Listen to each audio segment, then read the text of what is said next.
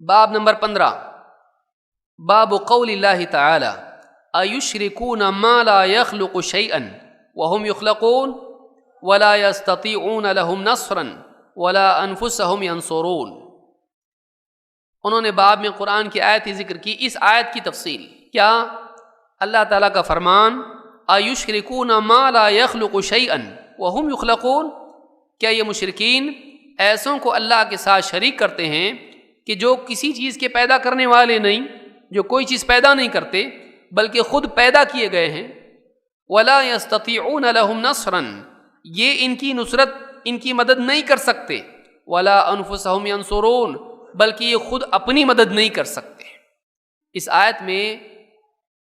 آیت میں اللہ تعالیٰ نے مشرکین کی اور ان کے معبودوں کی کمزوری اور عاجزی بیان کی ہے کہ جس سے مدد مانگی جا رہی اتنے کمزور ہیں، تو اس سے مدد مانگنے والا کتنا کمزور ہے، اس سے زیادہ عاجز ہے۔ پھر یہاں پر اللہ نے بتلایا کہ جو خالق نہ ہو، جو خالق نہیں، وہ معبود بننے کا حقدار نہیں۔ معبود کون بن سکتا ہے؟ جو خالق ہو۔ ساری کائنات کا خالق کون ہے؟ اللہ۔ لہذا خالق جو ہے وہی معبود بن سکتا ہے، جو خالق نہیں ہے وہ معبود بن سکتا نہیں، بلکہ جو خود مخلوق ہے وہ معبود بن سکتا کیا؟ نہیں، کیونکہ اس کو کس نے پیدا کیا؟ سوال پیدا ہوگا، تو وہ اس سے بڑا ہے، تو اس کے پیچھے کیوں جائے؟ اس سے ہم کیوں نہ مانگیں؟ اس کو کیوں نہ معبود بنائیں؟ اس کو کیوں بنائیں گے؟ جو محتاج ہے، پیدا ہوا کسی اور کا، اپنے وجود میں محتاج ہو۔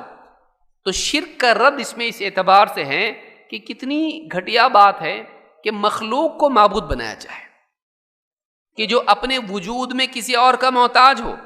ایک وقت اس پر ایسا بھی گزرا کہ اس کا وجود تھا نہیں، تو پھر کائنات میں معبود کون تھا؟ کوئی تھا کہ نہیں تھا؟ کہ پھر پیدا ہوا معبود۔ تو جو اس وقت میں معبود تھا وہی ہمیشہ معبود رہے گا، کہ جب چیزیں نہیں تھی اور وہ معبود تھا، وہ خالق تھا، اس نے چیزوں کو پیدا کیا، تو وہی معبود ہے۔ وہ کون ہے؟ اللہ ہے۔ تو اللہ نے فرمایا کہ کیا یہ ایسوں کو اللہ کے ساتھ شریک کرتے ہیں جو کسی چیز کے پیدا کرنے والے نہیں اور خود مخلوق ہیں؟ اور آگے کہا وَلَا يَسْتَطِيعُونَ لَهُمْ نَصْرًا، اور مزید یہ کہ یہ ان کی کوئی نصرت نہیں کر سکتے، پکارنے والوں کی وہ کوئی مدد کر سکتے نہیں، بلکہ خود اپنی بھی مدد کر سکتے نہیں۔ کسی بت کے چہرے پہ، ناک پہ مکھی بیٹھی اڑا سکتا اس کو؟ دیکھیے اتنا عاجز ہے، اس کی مکھی کچھ لے کے اڑے، اس کے سامنے رکھی ہوئی چیز میں سے اس سے چھین کے لے سکتا نہیں، اتنا عاجز ہے، اتنا عاجز ہے۔ تو اللہ کے سوا جن کو پوجا جاتا ہے یہ سب کے سب کیا ہیں؟ عاجز ہیں، محتاج ہیں۔ ان سے کوئی مخلوق پیدا نہیں ہوتی بلکہ وہ پیدا کیے گئے ہیں، اور یہ دوسروں کی مدد بھی نہیں کر سکتے بلکہ خود اپنی مدد بھی نہیں کر سکتے۔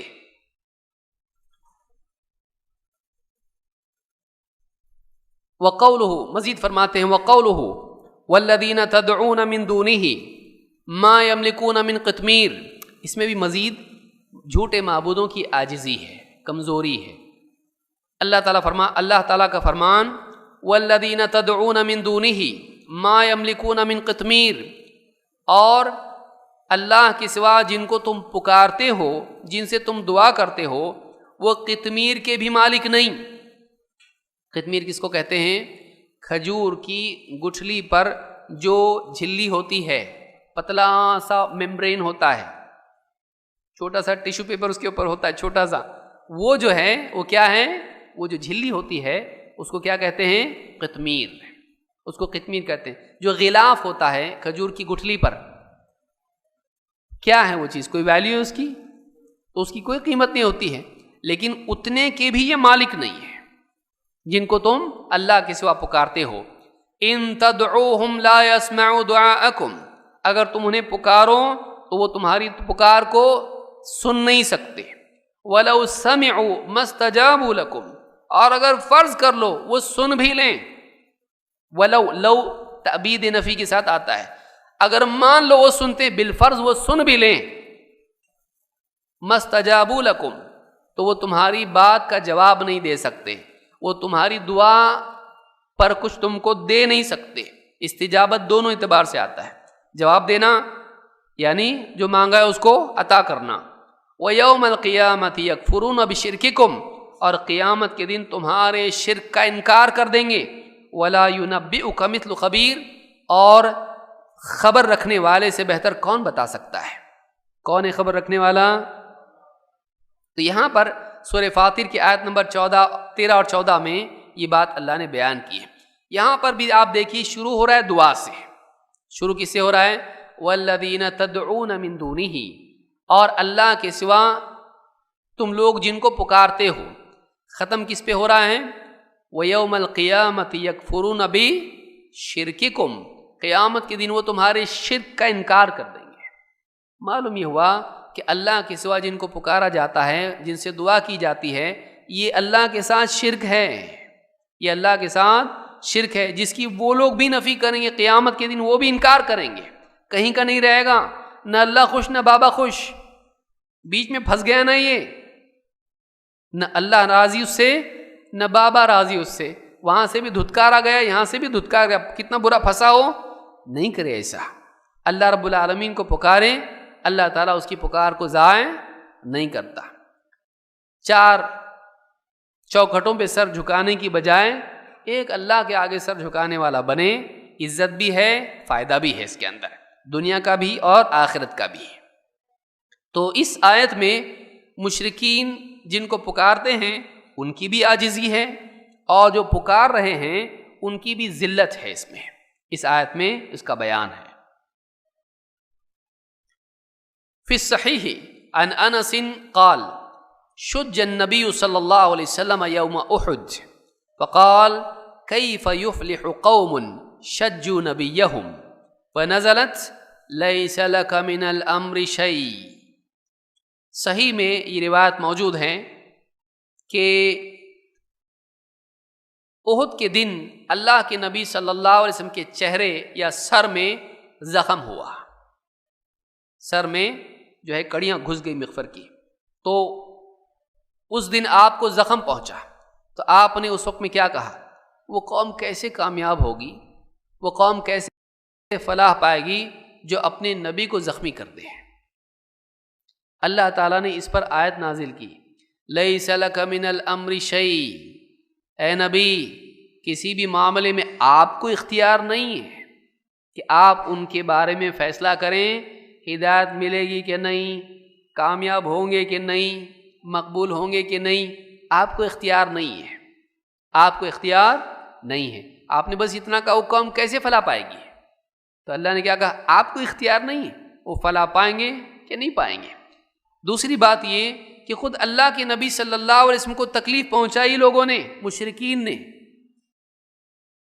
تو سوچنے کی بات ہے سارے بندوں میں سب سے افضل آپ کو بھی تکلیفیں پہنچتی تھی، وہ آپ خود اپنے آپ کو اس تکلیف سے بچا سکے نہیں، تو جو قبروں میں ہیں دوسروں کو کیا بچائیں گے، کیونکہ تکلیف اللہ کی طرف سے آتی ہے اور اللہ ہی ہٹا سکتا ہے، اللہ نہیں بچائے تو کوئی دوسرا بچا سکتا نہیں۔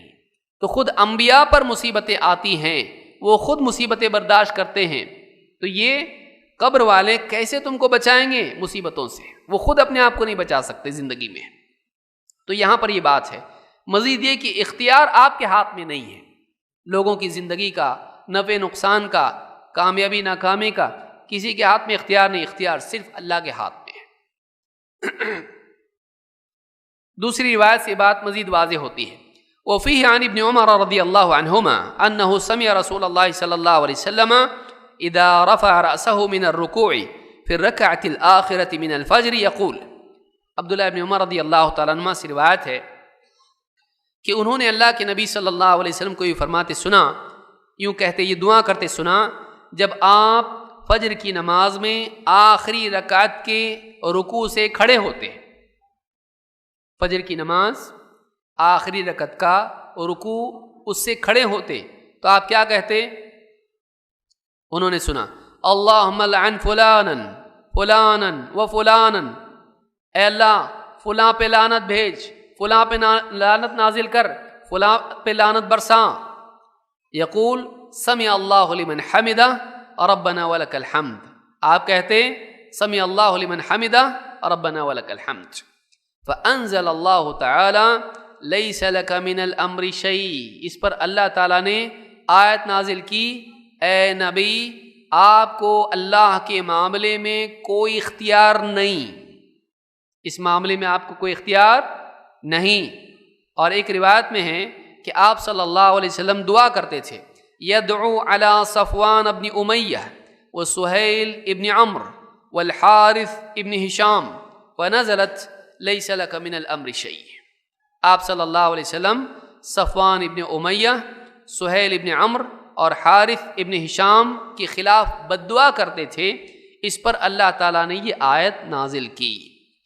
ایک روایت میں جس کو امام النسائی نے روایت کیا ہے، اور نسائی میں حدیث نمبر 3004 پر یہ روایت موجود ہے، صحیح روایت ہے. اس میں کہتے ہیں کہ آپ صلی اللہ علیہ وسلم جب لعنت کرتے تو اللہ تعالیٰ نے آیت نازل کی، فنزلت لیس لک من الامر شیء او یتوب علیہم. اے نبی آپ کو اس معاملے میں اختیار نہیں، اللہ چاہے تو ان کی توبہ قبول کر سکتا ہے. او یتوب علیہم کہتے ہیں فتاب اللہ علیہم فاسلموا فحسن اسلامہم. جن کے خلاف اللہ کے نبی صلی اللہ علیہ وسلم لعنت کر رہے تھے، اللہ نے آیت نازل کی، اے نبی آپ کو اختیار نہیں ہے، اللہ چاہے تو ان پہ عذاب نازل کریں اور اللہ چاہے تو ان کی توبہ قبول کر لے. تو کہتے ہیں کہ ان لوگوں نے توبہ کر لی اور اسلام لے آئے، اور ان کا اسلام بھی اچھا رہا، یعنی منافقین نہیں تھے، اسلام میں بھی اچھے نکلے. تو کن کا حال بیان ہو رہا ہے؟ جن کے خلاف اللہ کے نبی صلی اللہ علیہ وسلم لعنت کر رہے تھے، اللہ نے ان کو ہدایت دی. معلوم ہوا کہ فیصلہ کس کی طرف سے ہوگا؟ اللہ کے رسول صلی اللہ علیہ وسلم لعنت کر رہے ہیں، لیکن اللہ کہہ رہا ہے نہیں، آپ کو اختیار نہیں ہے. اللہ چاہے گا تو عذاب نازل کرے گا، آپ عذاب کی دعا کر رہے ہیں نا، اللہ چاہے عذاب دے گا، چاہے توبہ قبول کر لے. تو اختیار کس کے ہاتھ میں ہے؟ نبی صلی اللہ علیہ وسلم کے ہاتھ میں ہے. ہوتا تو وہ لوگ برباد ہو جاتے. اللہ چاہے تو ان کو بھی ہدایت دے سکتا ہے جن کے لیے نبی بد دعا کرے. تو اختیار کس کے ہاتھ میں ہے؟ اللہ کے ہاتھ میں. اس سے بتانا یہ چاہ رہے ہیں کہ کوئی کسی کو ضرر نہیں پہنچا سکتا ہے جب تک کہ اللہ نہ چاہے. اللہ نہ چاہے تب تک کچھ نہیں ہو سکتا ہے. وفیہ عن ابی ہریرہ قال قام رسول اللہ صلی اللہ علیہ وسلم حین انزل علیہ وانذر عشیرتک الاقربین. ابو ہریرہ رضی اللہ تعالیٰ کہتے ہیں اللہ کے رسول صلی اللہ علیہ وسلم پر جب یہ آیت نازل ہوئی، وانذر عشیرتک الاقربین، اے نبی آپ کے جو قریبی رشتہ دار ہیں انہیں آخرت کے عذاب سے خبردار کر دیجئے، شرک کی برائی سے خبردار کیجئے، انہیں خبردار کیجئے. جب یہ آیت نازل ہوئی اللہ کے نبی صلی اللہ علیہ وسلم کھڑے ہوئے، لوگوں کے درمیان کھڑے ہوئے. قال یا معشر قریش، آپ نے علانیہ کہا اے قریش کے لوگو، اے قوم قریش، قریش کی جماعت. او کلمتن نحوہا، یا اسی کے قریب الفاظ آپ نے کہے، اشتروا انفسکم، اپنے آپ کو اللہ سے خرید لو. لا اغنی عنکم من اللہ شیئا، میں کسی چیز میں تمہارے کام نہیں آ سکتا، میں کچھ بھی تمہارے کام نہیں آ سکتا. یا عباس ابن عبد المطلب، یا عباس ابن عبد المطلب، اے عباس ابن عبد المطلب، لا اغنی عنک من اللہ شیئا، میں تمہارے کچھ کام نہیں آ سکتا. یا صفیۃ عمۃ رسول اللہ، اے صفیہ پھوپھی اللہ کے رسول کی، لا اغنی عنک من اللہ شیئا، میں تمہارے کچھ کام نہیں آ سکتا. یا فاطمہ ویا فاطمۃ بنت محمد، اے محمد کی بیٹی فاطمہ، سلینی ما شئتی من مالی، سلینی مانگ لے، ما شئتی من مالی، میرے مال میں سے جو مانگنا ہے مانگ لے. لا اغنی عنک من اللہ شیئا، اللہ کے مقابلے میں تیرے کچھ کام نہیں آ سکتا. یعنی دنیا کا فائدہ اگر کچھ ہے مال کے اعتبار سے، میں اس میں تیرا کام کر سکتا ہوں، مجھ سے مال لے لے، میں اس میں فائدہ پہنچا سکتا ہوں. لیکن اللہ کے معاملے میں وہاں میرا کوئی دخل نہیں ہے. میں اللہ کے مقابلے میں تمہارے کام نہیں آ سکتا، تم اپنے آپ کو خرید لو، یعنی ایمان کے ذریعے سے، عمل صالح کے ذریعے سے۔ ان اللہ اشتری من المؤمنین انفسهم واموالهم بان لهم الجنہ، اللہ تعالیٰ نے ایمان والوں سے خرید لیا ان کی جانوں کو، ان کے مالوں کو، اس کے بدلے میں ان کے لیے کیا ہے؟ جنت ہے۔ اب اللہ سے اپنے آپ کو خرید لو، یعنی آزاد کرا لو، جہنم سے آزاد کرا لو، اپنی قیمت دے دو جہنم سے بچنے کے لیے۔ کیا ہے وہ قیمت؟ ایمان اور عمل صالح، ایمان اور عمل صالح۔ تم خود ایمان اپنا صحیح کر لو، تم اپنے اعمال کو صحیح کر لو، میں تمہارے کچھ کام نہیں آ سکتا۔ صرف نسب کی بنیاد پر تم نہیں بچ سکتے جب تک کہ تمہارے پاس ایمان اور عمل صالح نہ ہو۔ مراد کیا ہے یہاں پر؟ خالی میری رشتہ داری سے تمہارا کچھ کام بننے والا نہیں ہے، بلکہ تمہیں ایمان لانا پڑے گا اور تمہیں نیک اعمال کرنے پڑیں گے۔ تو اس حدیث میں بھی یہ بات معلوم ہوئی کہ جب اللہ کے نبی صلی اللہ علیہ وسلم کہہ رہے ہیں کہ تم اپنے ایمان و عمل سے اپنے آپ کو بچا لو، میں تمہارے کام نہیں آ سکتا، تو باقی اور دوسرے کون کام آئیں گے؟ بابا کام آئیں گے؟ کون کام آئے گا؟ جب اللہ کے رسول صلی اللہ علیہ وسلم بتا رہے ہیں میں تمہارے کام نہیں آ سکتا، آخرت میں تمہارے کام نہیں آ سکتا۔ اب یہ بول رہے ہیں بابا تو جنت میں لے کے جانے والے، دامن پکڑے ہوئے ہم لوگ بابا کا دامن تھام کے ہم جائیں گے جنت میں۔ تو یہ جو مفروضہ ہے، یہ جو ایک خواب ہے یہ، اور اس کے پاس عقیدہ صحیح نہیں ہے، اس کے ٹھیک ہے صالحین بھی سفارش کریں گے، ہم بھی مانتے ہیں، اس کا باب بھی آئے گا، لیکن اگر اس کا عقیدہ صحیح نہیں ہے، یہ شرک میں مبتلا ہے، تو ایسی صورت میں اس کی بھی سفارش نہیں ہو سکتی، سفارش بھی کام آئے گی نہیں۔ تو اگر تیرے پاس صحیح عقیدہ نہیں ہے، توحید نہیں ہے، کسی کی سفارش تیرے کام آنے والی نہیں ہے۔ دنیا کا فائدہ اٹھا سکتا ہے تو کسی سے بھی، آخرت میں نہیں، آخرت میں نہیں۔